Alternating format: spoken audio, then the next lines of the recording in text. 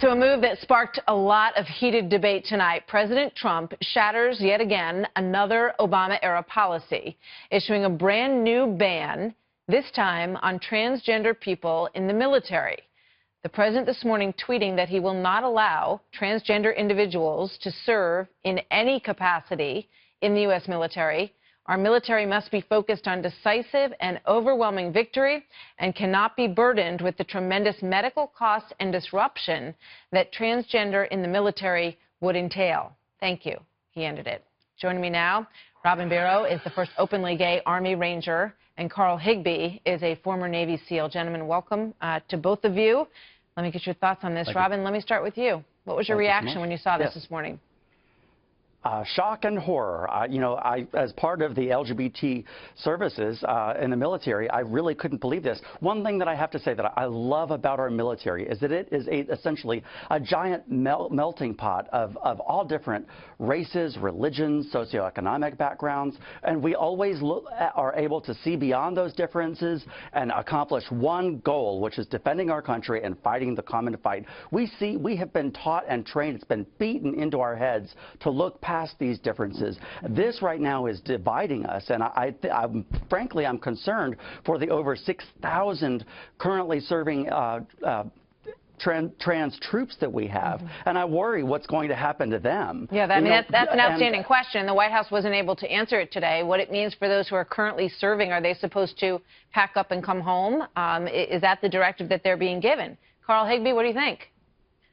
Well, I think that sometimes we make personal choices that affect our career opportunities, and this might be one of those cases. The first thing I want to address here is, look, the military's job is to put bullets in bad guys. If you think adding an additional variable like transgenderism, whatever that is, to an already stacked against us fight, it doesn't help. If you can answer the question honestly, how does adding transgenders to the military help us defend the United States of America? I'm happy to have that conversation, but the fact is that it doesn't. This is not a social experiment. The military is there to defend the United States, not anything else. It's not a time for you to try new things that might be fun. Carl, I have never been in battle. You have, and I respect that greatly for both of you. So, feel free to jump in here. But the same conversations were heard when African Americans entered the military, when women entered the military, that it was all about all being the same, and that was a problem that could not be overcome.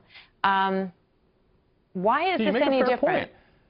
It's different because, look, transgenderism is not an actual thing. It's a mental dysfunction. You are born a guy or you're born a girl. Period. You can change, you can add or subtract anything via surgery you want, but the fact of the matter is you are still a guy or a girl as you were born. This is something that adds a totally new dynamic. We have two genders right now. We've done away with the race thing because, as you mentioned before, the race thing has been done away in the military. But we have two genders right now. You start adding a half male and half female. But the fact is that, and Robin, you can jump in here. I mean, there's already, the estimates range from 7,000 to 11,000 that I read today, people who are already serving. Now, there's a distinction that needs to be made here, whether or not you're in the middle of this process, whether you're undergoing surgery. If there are medical reasons why you cannot be there, and no one should necessarily expect that these surgeries should be paid for by the military.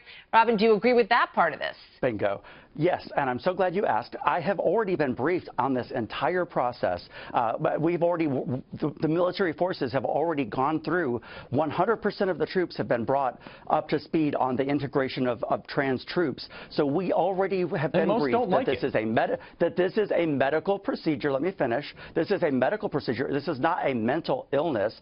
You see a medical doctor. They prescribe medicine. The military pays for the medication, just like you would for any other illness. They do not pay for the surgery, but they pay for the medical condition to treat gender dysphoria, which is a medical condition.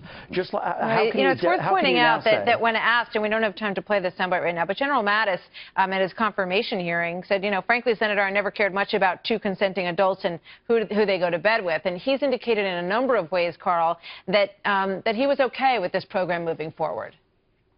Yeah, look, I have no problem. If you want to be transgender in your own time, go ahead. But here's the fact. When I came back from Iraq in 2009, I have skin cancer in my family, so I wanted to get tested for skin cancer. The military wouldn't pay to send me to a dermatologist, but now they're going to pay for people to be transgender? That just doesn't make sense. It's on the backs of the American taxpayer, and that's what I'm not okay with. Do whatever you want on your own time. Don't put it on the backs of the military, and certainly don't make us conform, because many of the military members that I've spoke to, actually all of them, don't support this policy. All right.